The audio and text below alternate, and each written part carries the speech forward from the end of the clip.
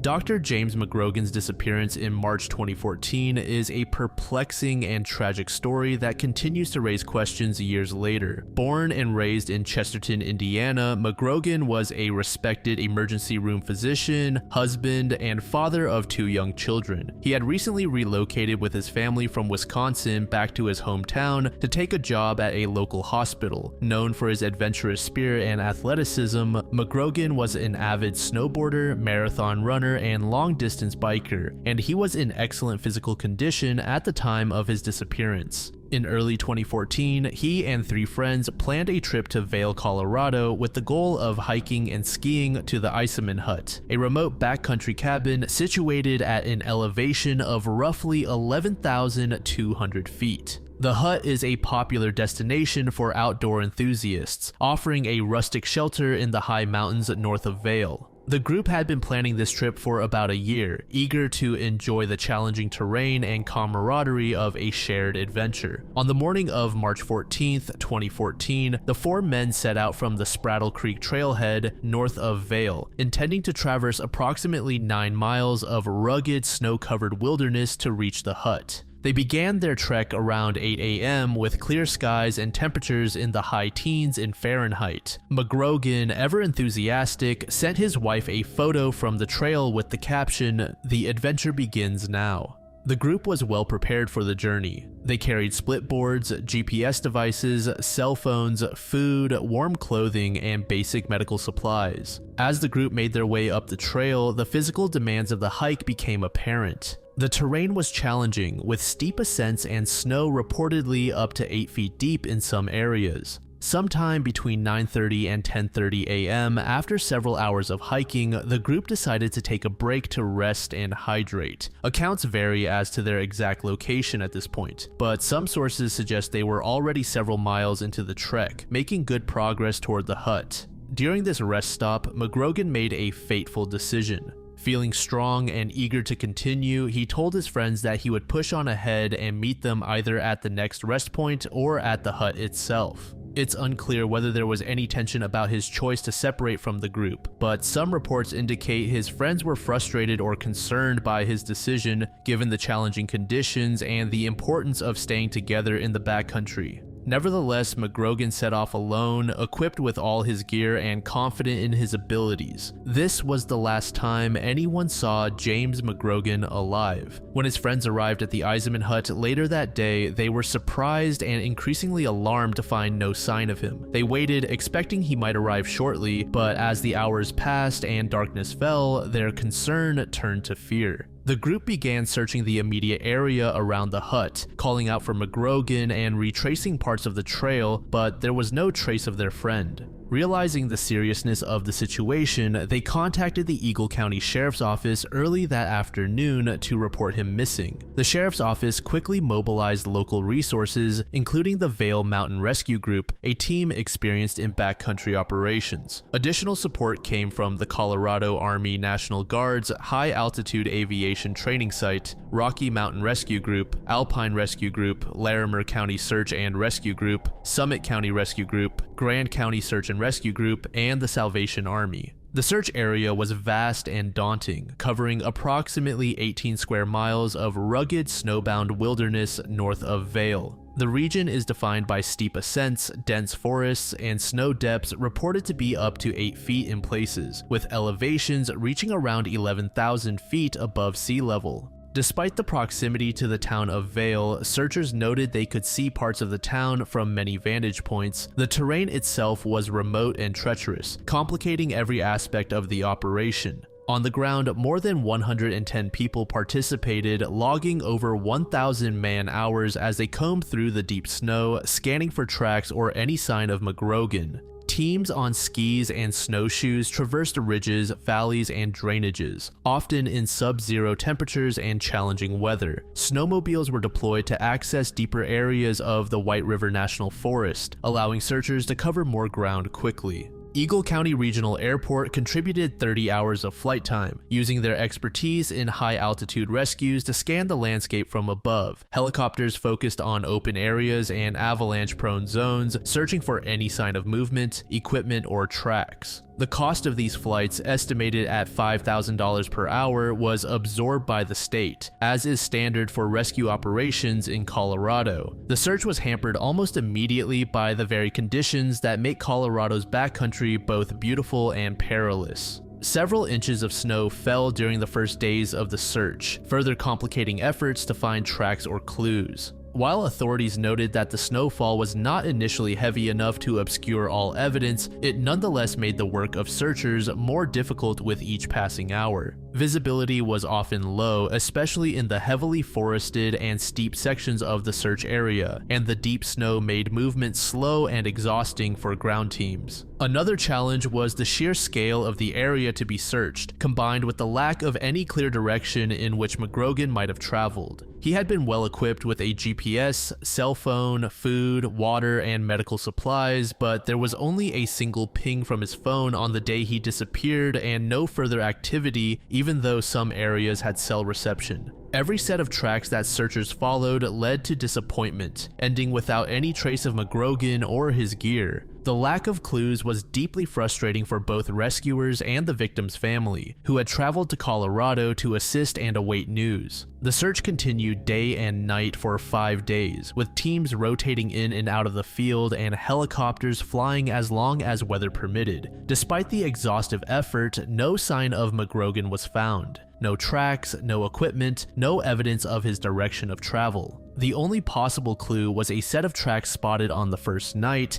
but these two led to nothing. As the days wore on, the weather worsened. A winter storm brought several more inches of snow, reducing visibility and increasing the danger to searchers. By Tuesday, March 18th, the sheriff's office made the difficult decision to suspend the search, citing the adverse conditions and the lack of any new leads. The operation shifted from a rescue to a recovery mission, with officials acknowledging the diminishing hope of finding McGrogan alive. There was no set date for resuming the search, and the family was left in agonizing uncertainty. On the morning of April 3rd, 2014, a group of 3 local backcountry skiers set out along the Booth Falls Trail, a popular but challenging route north of Vail. The area was still blanketed in deep snow, with drifts reported as high as 8 feet in some places. The skiers were traversing terrain that, while scenic, was also rugged, featuring steep climbs, abrupt cliffs, and a series of frozen waterfalls known as ice falls. As they made their way up the trail, they noticed something unusual at the base of one of these ice falls, a frozen waterfall that cascades down a steep slope. Upon closer inspection, the skiers realized they had come across a body lying at the bottom of the ice chute. The location was approximately 1.5 miles from the Booth Falls trailhead, but crucially, it was about 4.5 miles east of the trail that led to McGrogan's intended destination. This was not a logical shortcut or alternate route to the hut. In fact, it was in the opposite direction. The skiers immediately contacted authorities, who quickly responded to the scene.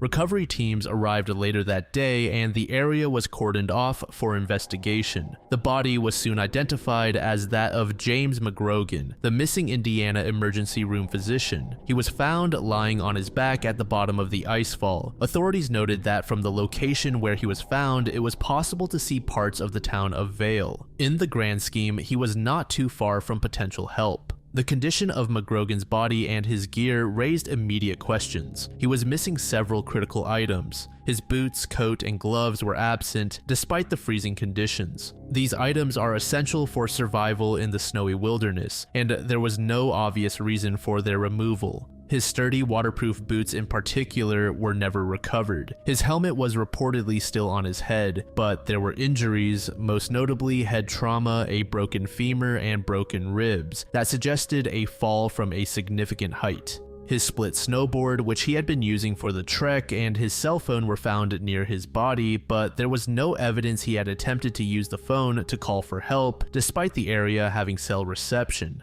One of the most confounding aspects of the discovery was that the area where McGrogan's body was found had already been searched by both air and ground crews during the initial 5-day rescue operation. However, visibility in the icefall was extremely limited, and the treacherous snow-covered terrain made it easy to miss a body, especially one that might have been partially covered by snow or hidden in a depression at the base of the frozen waterfall. Following the recovery, coroner Kara Bettis conducted an autopsy to determine the cause and manner of death. The results, released several days later, concluded that McGrogan died from multiple injuries, including head trauma consistent with a fall. The coroner ruled the death accidental. There was no evidence of foul play, and the injuries, head trauma, broken femur, and broken ribs, were in line with what would be expected from a significant fall onto hard, icy terrain. Despite the official ruling, the circumstances of McGrogan's death left many questions unanswered. How did he end up so far off course, in an area that made no logical sense given his intended destination? Why did he not use his cell phone to call for help, especially since there was reception in the area? The fact that he had all the necessary tools and supplies for survival yet ended up dead in such a remote and dangerous spot baffled both authorities and the public.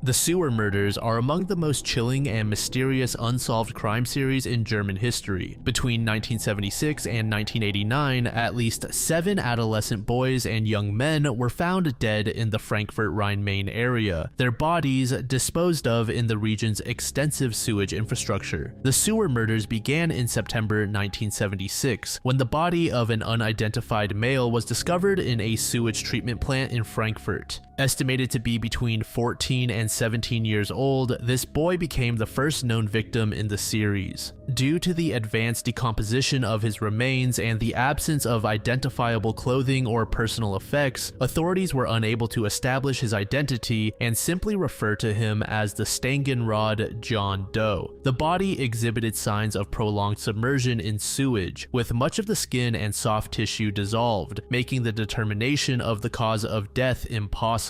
Investigators speculated that he may have belonged to the city's transient youth population, possibly involved in survival work near Baslerplatz, a known gathering point for marginalized adolescents. The case set a troubling precedent for the murders that would follow. The next victim, known only as Eric, was 17 years old when he was killed sometime between 1979 and 1980. While his full name has not been made public, Eric appears in multiple German police archives as a confirmed victim. Details about his disappearance are limited, but it is known that he was last seen in the vicinity of Offenbach Station, an area frequented by young people involved in work. Eric's body was eventually recovered from a sewage canal, his hands bound behind his back with nylon rope. The advanced state of decomposition made it difficult to determine the exact cause of death, though drowning was considered likely and blunt force trauma could not be ruled out. Eric's family had reported him missing 2 weeks before his body was found. He had a history of running away from home and was known to social workers for his involvement in Frankfurt's underground drug scene.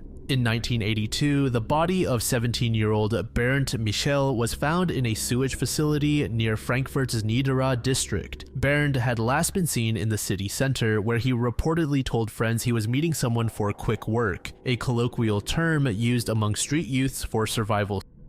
His body was discovered during routine maintenance of a sewage pump, with his hands tied by a synthetic cord. Forensic analysis revealed that his skull had been fractured by blunt force trauma. Clothing remnants indicated he was wearing a denim jacket and leather boots, attire typical of the Frankfurt youth subculture at the time. The pump's machinery had severed Bernte's left arm, complicating the reconstruction of the crime scene and further hindering forensic analysis. The fourth victim, Marcus Hildebrandt, was found on July 2, 1983 in the sump of the Dreieck Buchschlag sewage plant. 17 years old, Marcus was a familiar figure in Frankfurt's trade and was often seen near Hauptwache Plaza. He lived intermittently in group homes and bore a serpent tattoo on his forearm, which later aided in his identification. Marcus's body was discovered handcuffed with metal restraints, a notable deviation from the rope or cord used in earlier cases. The handcuffs were traced to a discontinued East German model, but this lead did not result in any arrests. The cause of death was determined to be asphyxiation, likely from being forced underwater in the sewage system.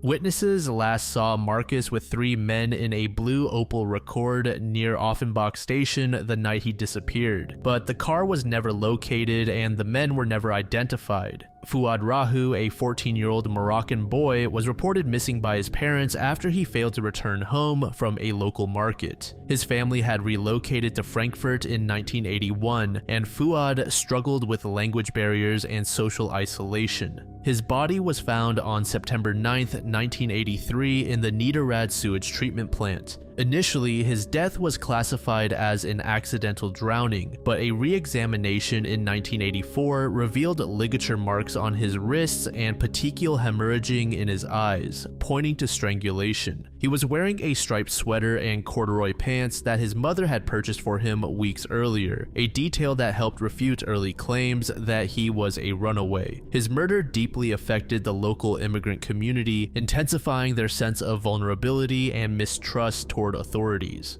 The final known victim, Daniel Schaub, was 14 when he disappeared in 1983. His remains were not found until June 21, 1989, when they were discovered in a drainage tributary in Offenbach-Rosenhoe. Daniel had been missing for 6 years, and the identification of his remains was only possible through dental records and personal effects. As with the other victims, Daniel's background was marked by instability. He had a history of running away and was known to frequent areas associated with street children and survival work. The circumstances of his death mirrored those of the earlier victims. His body was disposed of in a sewage system, and the state of decomposition prevented a definitive determination of the cause of death. Over the years, several suspects and theories have been explored, with none yielding a definitive answer to the enduring mystery. One of the most prominent figures to emerge in the context of the sewer murders was Manfred Seal, often referred to as the Hesse Ripper, or Jack the Ripper of Schwalbach.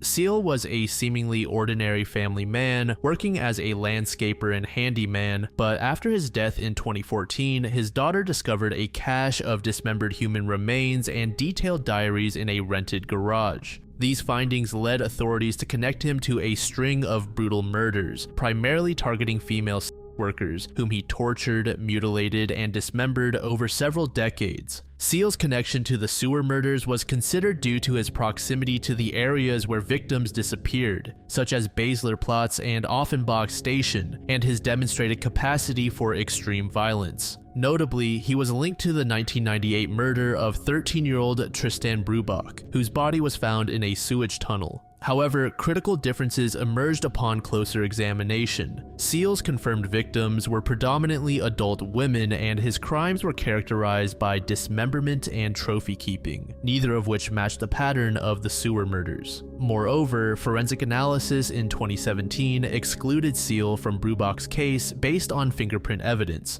and there was no physical evidence such as DNA or fibers connecting him to the adolescent male victims of the sewer murders. Psychological experts, including Lydia Benecke, have also pointed out that Seal's crimes were driven by misogyny and a desire to dehumanize women, whereas the sewer murders involved adolescent boys and lacked the mutilation seen in Seal's other crimes. Despite the initial intrigue, Seal's involvement was ultimately deemed unlikely, though his case underscored the challenges of identifying serial offenders who blend seamlessly into their communities. In an effort to better understand the perpetrator, criminal psychologist Rudolf Egg was brought in during the 1980s to develop a behavioral profile based on the available evidence. Egg's analysis suggested that the killer was likely a single male, around 50 years old at the time of the murders, with possible repressed homosexuality or deep-seated self-loathing that manifested as violence against adolescent boys. The sadistic nature of the crimes, particularly the binding of victims and their ritualistic disposal in sewage systems, pointed to a perpetrator with significant psychological disturbances.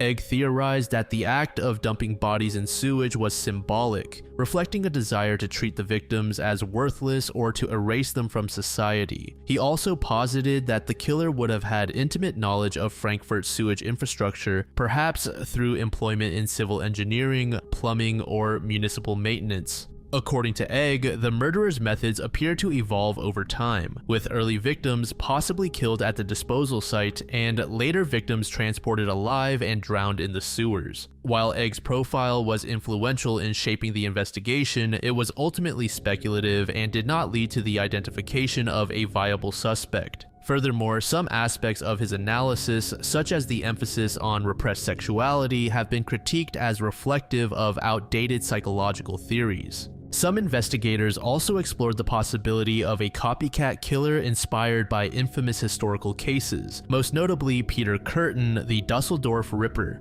Peter, active in the 1920s, was known for binding his victims and targeting children and adolescents. The similarities in method, binding, targeting young victims, and disposing of bodies in waterways raised the question of whether the sewer murderer might have been emulating Peter's crimes. However, the significant temporal gap between the two cases, as well as the lack of direct evidence linking the sewer murders to Peter's legacy, made this theory largely speculative. The investigation was further hampered by significant forensic and procedural challenges. The disposal of bodies in sewage systems resulted in severe degradation of physical evidence. Prolonged submersion in chemically harsh environments eroded DNA, hair, and fibers, while mechanical damage from sewage pumps and screw conveyors often left the remains mutilated and incomplete. The marginalized status of the victims also played a significant role in the investigation's shortcomings. Many of the boys were runaways involved in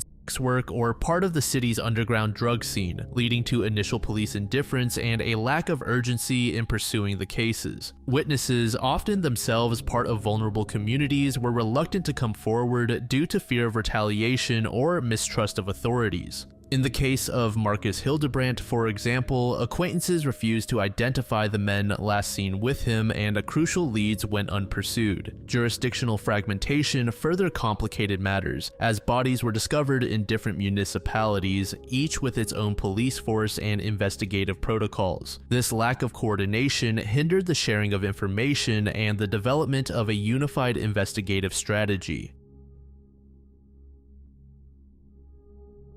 The Brabant killers emerged during a period of significant social and political upheaval in Belgium. Their violent spree, which spanned from late 1981 to November 1985, unfolded primarily in the province of Brabant, but also touched neighboring regions such as East Flanders, Hainaut, Namur, and even crossed into northern France on at least one occasion. This was a time marked by widespread public anxiety, institutional mistrust, and the lingering shadows of Cold War paranoia. Belgium in the early 1980s was a nation in ferment. The country was grappling with economic stagnation, rising unemployment, and frequent labor unrest. The political system was deeply fragmented, divided along linguistic, regional, and ideological lines, which often hampered effective governance and law enforcement coordination. The era was also part of what is known in Europe as the Years of Lead, a period defined by political violence, terrorism, and organized crime. In Belgium, this atmosphere was exacerbated by the presence of extremist groups on both the far left and far right, as well as rumors of secret stay-behind networks like Gladio, which were allegedly prepared to resist a potential communist takeover by any means necessary. The earliest event linked to the Brabant killers occurred on December 31st, 1981, when a gendarmerie barracks in Etterbeek was burglarized.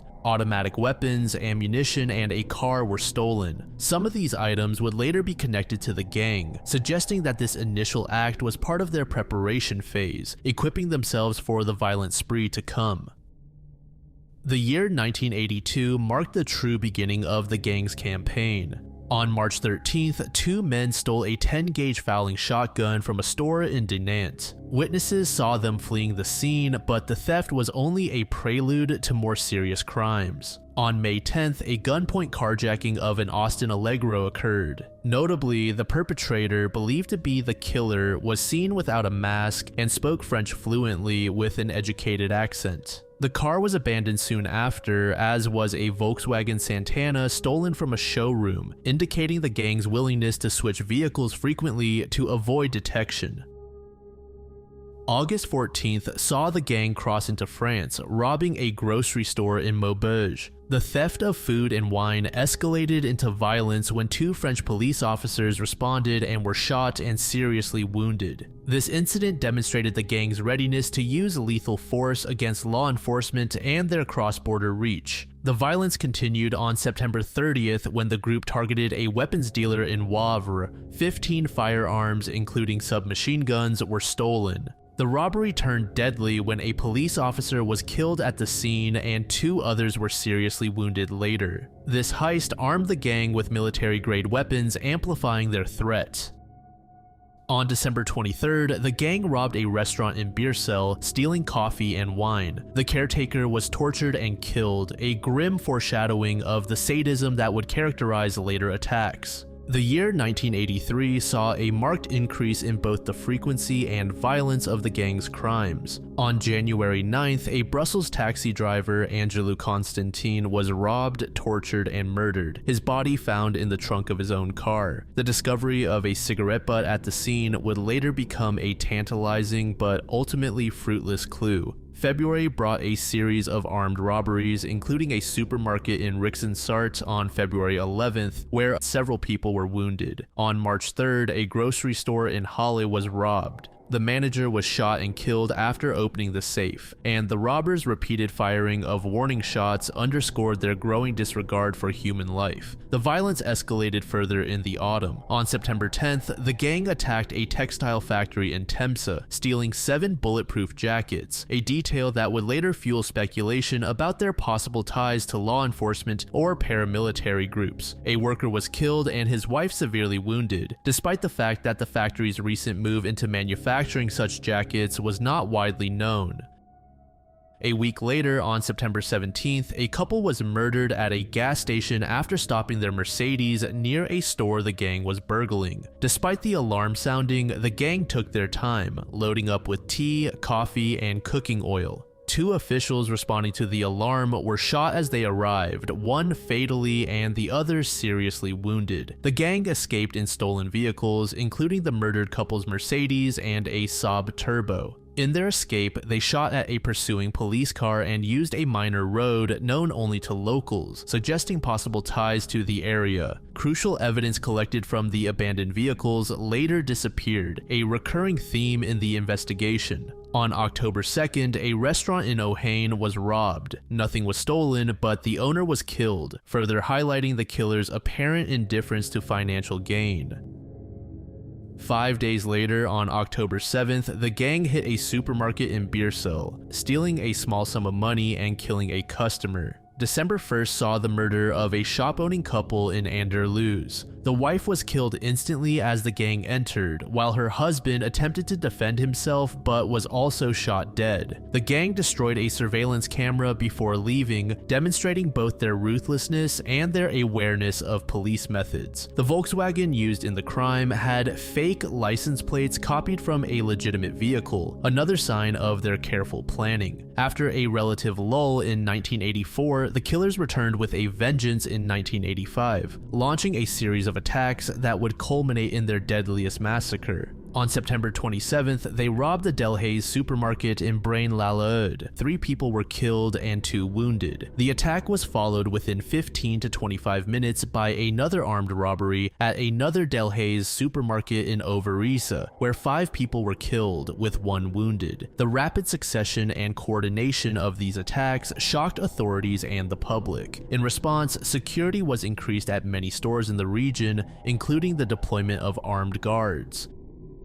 The gang's final and most infamous attack occurred on November 9th, 1985, at another supermarket on Park Lawn in Aalst. Arriving around 7:30 p.m., the gang, wearing bizarre face paint and disguises, began shooting even before entering the store, attacking a family of 4 in the parking lot. The mother, father, and daughter were killed without apparent motive. The surviving son ran back into the shop only to be singled out and shot at point-blank range, suffering a grievous wound to the hip. Inside the supermarket, the attackers continued their rampage, laughing and taunting customers as they shot at random. Witnesses described the killers as seemingly enjoying the violence, with the individual known as the killer especially noted for his sadistic behavior. In total, 8 people were killed and several others seriously injured. The police response was hampered by a series of mishaps. Although an armed patrol was present at the supermarket, their vehicles failed to start when the shooting began, and they remained at a distance. The gang's getaway was marked by a member known as the Giant walking alongside the getaway car, and despite a brief pursuit by a police van, the killers managed to evade capture once more.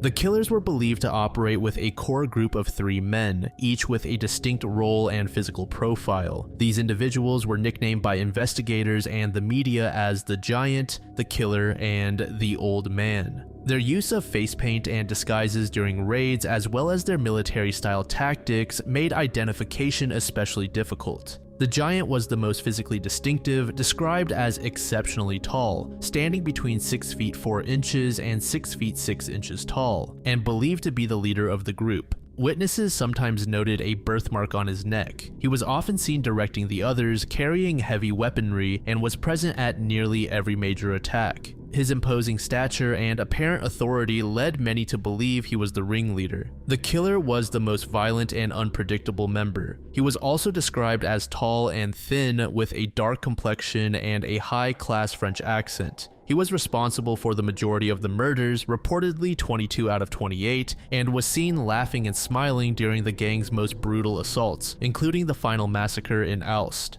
His sadistic behavior and willingness to kill indiscriminately set him apart as the most feared of the trio. The Old Man was the driver and the oldest of the group, described as being about 50 years old and of short stature. He rarely participated directly in the shootings, but was instrumental in the gang's escapes, demonstrating calmness and expertise behind the wheel. His age and demeanor led to speculation that he may have been a former police officer or someone with significant criminal experience. While these 3 formed the core, there were indications that the gang sometimes operated with additional accomplices, particularly in the planning and logistics of their crimes. The number of participants appeared to vary between attacks, further complicating efforts to identify them. Over the decades, investigators explored numerous suspects ranging from known criminals to former police officers and members of far-right groups. One suspect was named Patrick Hamers, a notorious criminal known for his height, which matched descriptions of the Giant. However, Patrick's known crimes lacked the extreme violence and small-scale thefts characteristic of the killers, and no concrete evidence linked him to the gang. Another suspect was named Madani Buhush. He was a former gendarme and gun shop owner. Madani was implicated in several violent crimes and was known to have stolen weapons from police armories. He rented garages to store stolen cars and weapons and was involved in extortion schemes targeting supermarkets. Some evidence, such as TV remote controls adapted for triggering explosions, paralleled the methods used by the killers, but the connection remained inconclusive. Then in 2017, a deathbed confession by a man named Christian Bonkowski, a former member of the elite Diane Group, a police special forces unit, brought renewed attention to the case. Christian's brother claimed that Christian confessed to being the Giant. Personnel files showed that he was off duty during the attacks and he had a foot injury consistent with eyewitness reports of the Giant limping. The tactics used by the gang mirrored those taught to the Diane Group. However, DNA tests conducted in 2000 did not match Christian to evidence from the crime scenes, and he was officially ruled out as the Giant. The investigation into the gang was one of the largest in Belgian history, but it was plagued by significant institutional failures. Belgium's fragmented police structure, which was divided along local, federal, and linguistic lines, resulted in poor coordination and the loss of crucial evidence. There were also instances of evidence tampering, with key ballistic reports and fingerprints disappearing. In 1986, a warehouse fire destroyed files related to several suspects. In 2020, investigators released a photograph of an unidentified man holding a shotgun, hoping for new leads, but this effort did not result in any breakthroughs.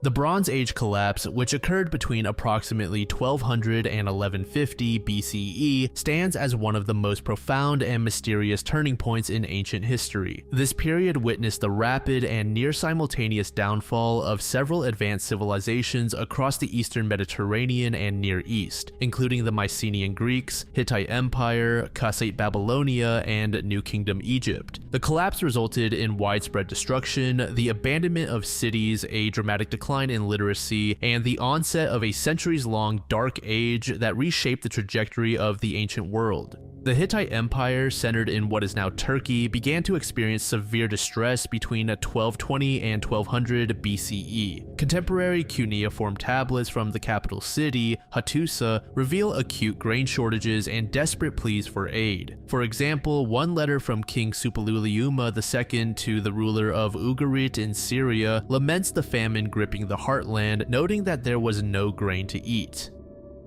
By 1190 BCE, Hattusa itself was consumed by fire and abandoned. Archaeological excavations have uncovered evidence of a violent end. Charred walls, smashed archives of clay tablets, and unburied bodies at city gates all point to a sudden catastrophe, possibly a combination of external attack and internal revolt. The destruction was so thorough that the city was never reoccupied, and with its fall, the distinctive hieroglyphic Luwian script of the Hittites vanished from use. In the aftermath, the once unified state splintered into smaller Neo-Hittite kingdoms in southern Anatolia and northern Syria, but these successor states never regained the centralized power of their predecessor. Assyrian records from later centuries refer to these remnants as the fallen house of Hatti. The Greek mainland, dominated by the Mycenaean civilization, was similarly devastated. The trouble began as early as 1250 BCE when a series of earthquakes struck key sites. At Tiryns, for example, the massive fortification walls were found tilted outward, and the palace storage rooms collapsed. Comparable seismic destruction is evident at other sites such as Medea and Thebes, where storerooms filled with olive oil and grain were crushed beneath fallen masonry. By 1200 BCE, the palace at Pylos was bracing for invasion, as evidenced by linear B tablets that record the deployment of coastal watchers and the mobilization of rowers for defense. Despite these preparations, Pylos was ultimately burned to the ground. Thick layers of ash have preserved bronze weapons and luxury goods left behind in the chaos. Between 1190 and 1150 BCE, the destruction spread to other Mycenaean centers. At Mycenae itself, the iconic Lion Gate bears scorch marks, and the royal burial site known as Grave Circle A was looted. The population of the city plummeted by as much as 80%, with survivors retreating to defensible hilltop settlements such as Carphi on Crete. Thebes, another major city, was destroyed by fire 3 times between 1300 and 1200 BCE. A linear B tablet from the final destruction references omens from the sky, which some have interpreted as possible references to celestial phenomena or natural disasters.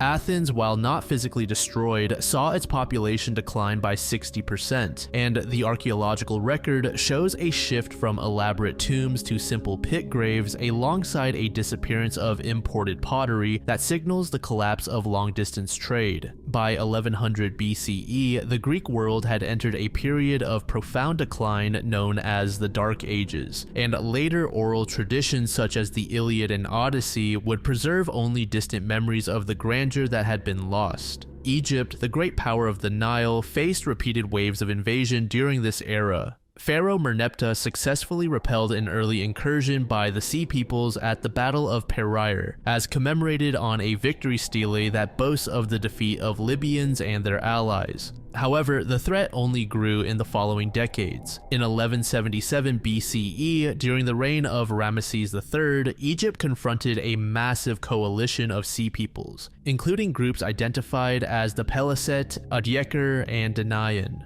The famous reliefs at Medinet Habu depict dramatic scenes of naval and land battles, with distinctive bird-headed ships and ox-drawn carts carrying entire families, evidence that these were not just raiders but migrating populations. Egypt managed to repel these invasions, but at great cost. The state lost control of its territories in Canaan and Nubia, and economic strain became apparent as wages for tomb workers at Deir el-Medina fell and bronze tools were replaced by less expensive iron implements. The Pelesit, later known as the Philistines, settled in southern Canaan, founding cities such as Ashkelon, where archaeological evidence reveals the introduction of Aegean-style pottery and new agricultural practices. The city-states of the Levant were especially hard hit. Ugarit, a major trading hub in what is now Syria, was destroyed around 1190 BCE. Letters from this period, including one from the king of Al-Ashiyah, warn of enemy ships and burning cities. Excavations at Ugarit have uncovered a kiln with unfired clay tablets, abandoned in haste as the city was set ablaze. The collapse of trade is evident in the archaeological record, with a dramatic reduction in Cypriot pottery imports after 1200 BCE. Other Canaanite cities suffered similar fates. At Megiddo, a destruction layer over a meter thick contains charred grain stores and broken bronze figurines, while at Hazor, the palace was burned so intensely that thousands of mud bricks fused into a glassy slag. Lachish, another key city, yielded a mass grave containing the remains of over 1,000 individuals, many with traumatic injuries, clear evidence of violent conquest. The city was left uninhabited for 2 centuries. One of the most enduring explanations for the collapse centers on the invasions by the Sea Peoples, a confederation of maritime raiders whose origins remain debated. Egyptian inscriptions describe these groups as attacking and devastating cities across the region. Some scholars have attempted to link the Sea Peoples to areas as diverse as Sardinia, Sicily, and Anatolia, suggesting they may have been both perpetrators and victims, displaced by ecological crises or other conflicts. While their attacks clearly contributed to the destabilization of the region, most researchers agree that the Sea Peoples were likely a symptom of broader systemic problems rather than the sole cause of the collapse. Another theory focuses around climate change and drought. Paleoclimatic evidence points to a significant period of climate instability, beginning around 1250 BCE. Tree ring data from Anatolia indicate a reduced growth after 1200 BCE, while pollen records from Cyprus show a shift from olive and cereal cultivation to more drought-resistant species. Inscriptions from Egypt record abnormally low Nile floods during the reign of Merneptah. This prolonged mega-drought likely led to widespread famine, population displacement, and increased migration pressures, factors that may have contributed to the movements of the Sea Peoples. However, some recent studies suggest that the timing of these droughts does not perfectly align with the collapse in all regions, indicating that climate change was a significant but not exclusive factor. Most modern scholars favor a multifactorial explanation, often referred to as the systems collapse hypothesis. According to this view, a convergence of environmental stress, such as drought and earthquakes, trade disruptions, external invasions, and internal social fragmentation created a feedback loop that overwhelmed the ability of Bronze Age societies to recover. The interconnectedness that had previously driven prosperity now became a source of vulnerability as the failure of one part of the system reverberated throughout the entire region.